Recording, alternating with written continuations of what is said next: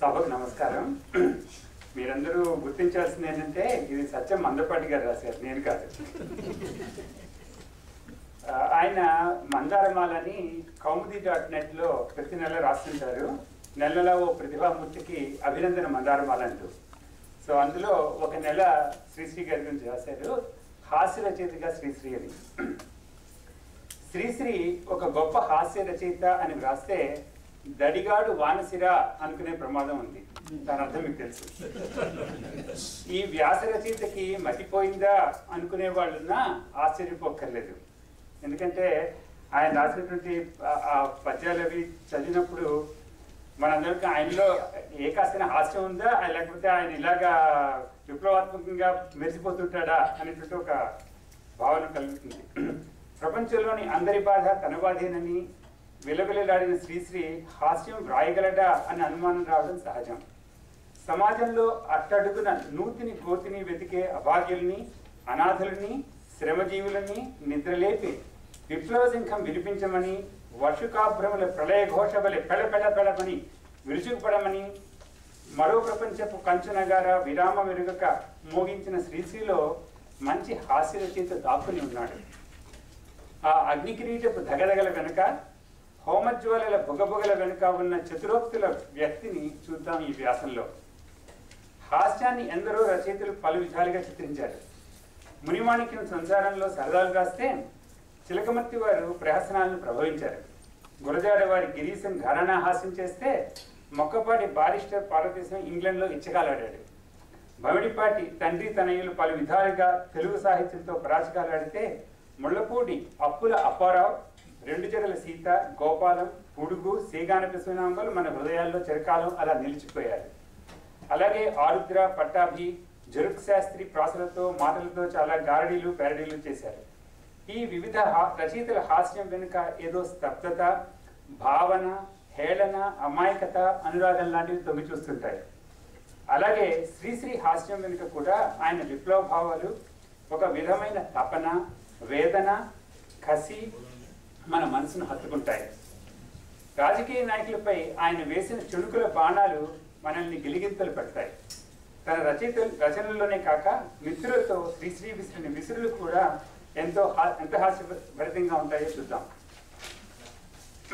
ప్రజలకు ఇప్పుడు కావాల్సింది అణ్వస్త్రాలు కాదు, అన్నవస్త్రాలు అనేది ఆయన పని. ఒకసారి మెడ్రాస్ సెంట్రల్ స్టేషన్లో శ్రీశ్రీ కనబడితే మొక్కపాటి ఎదురుపడి ఊరికేనా అని అడిగాడు. ఊరికే అన్నాడు శ్రీశ్రీ. అది శ్రీశ్రీ చమత్కారం.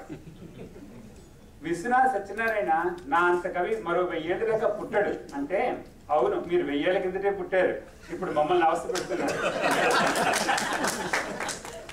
కొత్తగా విప్లవ కవిత్వం రాసిన కవి తన పద్యాలను శ్రీశ్రీకి పంపి నా పద్యాల్లో నిప్పులు ఎక్కువగా కక్కమంటారా అని సలహా అడిగారు. అబ్బే నీ పద్యాన్ని నిప్పులో కక్కు. విశాఖపట్నంలో సముద్రం ఒడ్డున వేదుల వెంట నడుస్తున్నాడు శ్రీశ్రీ. ఒకరి కష్ట సుఖాల గురించి చెప్పుకుంటున్నారు. వేదుల ఎందుకు వచ్చిన బతుకు శ్రీశ్రీ, మనిషిగా అందులోనూ తెలుగు కవిగా పుట్టడం కంటే ఈ సముద్రంలో పీతగా పుట్టిన నయం, ఈ కష్టాలు లేకపోను అన్నాడు. పీత కష్టాలు పీతవి అన్నాడు శ్రీశ్రీ.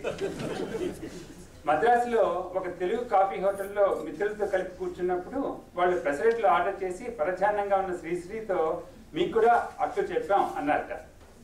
అట్లే కానిండు అన్నట్టు శ్రీశ్రీ. నాకు పావురం కావాలి అన్నాడు శ్రీశ్రీ. ఈ అర్ధరాత్రి వేళ పావురం ఎలా తెస్తాం అన్నాడు మిత్రుడు. పావు రమ్ అంటే క్వార్టర్ రమ్ బాటిల్ అని.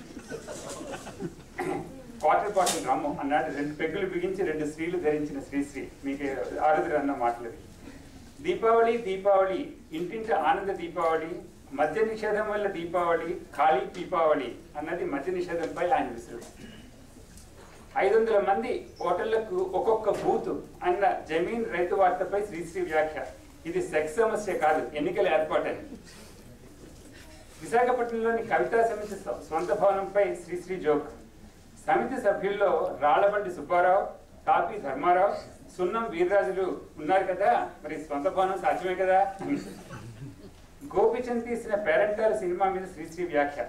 చూచిటి పేరెంటాలిని వాచన నా 2 కన్నుల బలవల ఏడ్వన్, లేచి లేవకమునిపై గోచి వీడని ఏమనందు గోపీచందు.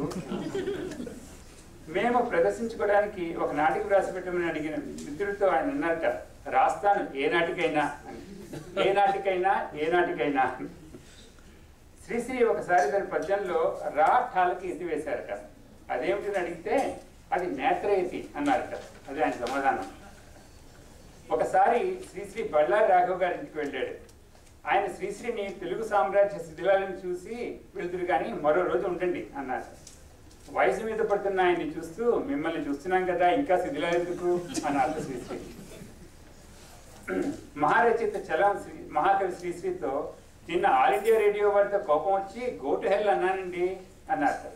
శ్రీశ్రీ అందుకు నొచ్చుకున్నట్టు నటిస్తూ, అయ్యో వాళ్ళు ఉన్నదే హెల్ కదా ఇంకా ఎక్కడికి పోతారు నీ కోపం అన్నారు. తెలుగు స్వతంత్రలో శ్రీశ్రీ రాసిన పద్యం.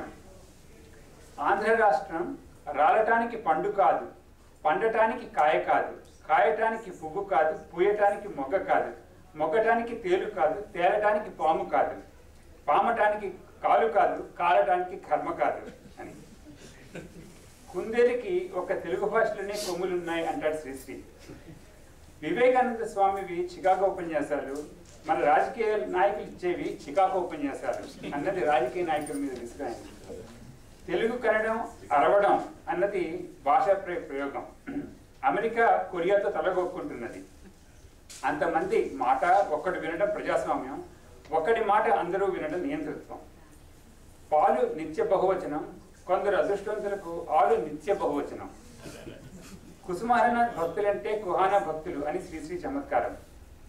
భారతదేశానికి స్వతంత్రం వచ్చినా కూడా ప్రగతి పదంలో ముందుకు పోవటం లేదని, ప్రజలు తమ బాధ్యతలను విస్మరిస్తున్నారని బాధపడుతూ ఇలా అంటారు శ్రీశ్రీ.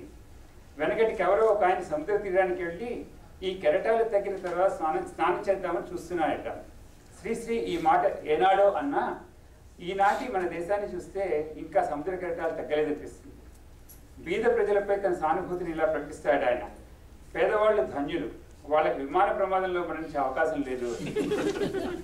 ఆనాటి ఆనందవాణి తెలుగు వారపత్రికలో ఆయన తెలుగువాడికి ఇచ్చిన సలహాలోని హాస్యం వెనుక ఒక తెలుగువాడి ఇంకో తెలుగువాడిని తొక్కేస్తున్నాడనే ఆవేదన ఇలా కనిపిస్తుంది. ఆంధ్రదేశంలో నువ్వు గొప్పవాడివి కావాలంటే ఒకటే మార్గం, చచ్చిపో. నమ్ము నా మాట, చచ్చిపోయి చూడు. అప్పుడు నీకు అఖండ గౌరవం జరిగి తీరుతుంది. అదంతా నీకు కనబడదు, అయినా నీకు ఆత్మ ఏడుస్తుంది కదా, అది కనబడుతూనే ఉంటుంది. నీకు జరిగిన మర్యాదలన్నీ అది కనిపెడుతూనే ఉంటుంది. నీకు జరిగిన మర్యాదలన్నీ నీ మరణాన్ని పునస్కరించుకొని టౌన్ హాల్లో జరిగే సానుభూతి సభలో నీ ఆత్మ చూరు నుంచి వెళ్లాడుతూ వినపడని కరతాళ ధ్వనులు చేస్తుంది. నువ్వు బతుకున్నప్పుడు చాటుగా నిన్ను తిట్టిపోసిన మిత్రులే నీ సుగుణ పరంపరలను జాబితా వేస్తుంటే నీ ఆత్మ కలిగే ఆనందాన్ని స్మరించుకునైనా వెంటనే చచ్చిపోనైనా వెంటనే చచ్చిపో. ఇంకో సంగతి, నువ్వు ఆంధ్రదేశం నుంచి వీలున్నంత హెచ్చు గొప్పతనం పెట్టుకోవాలంటే సాధ్యమైనంత దూరంగా పారిపోయి జీవించవలసిందిగా నా సలహా.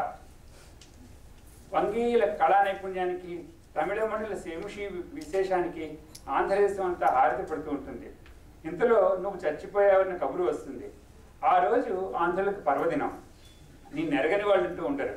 ఆయన మా ఇంటి పక్కనే ఉండేవాడు, మా పిల్లలందరికీ ఆయనే చాక్లెట్లు పంచిపెట్టేవాడు అంటారు. తెలుగు పత్రికలన్నీ నీ మీద సంపాదకీయాలు రాస్తాయి, వాటిని వ్యాసపిండాలు అంటాడు ఆరుద్ర. ఇలా సాగుతుంది ఆయన వ్యాసం. శ్రీశ్రీ వ్రాసిన మద్య నిషేధం మంచిదే, గాంధీజీ స్వామీజీ, అద్దం ముందు ప్రార్థన, అశాంతి లాంటి వ్యాసాల్లో ఆయన చమత్కారం, హాస్యం తొంగి చూస్తుంటాయి.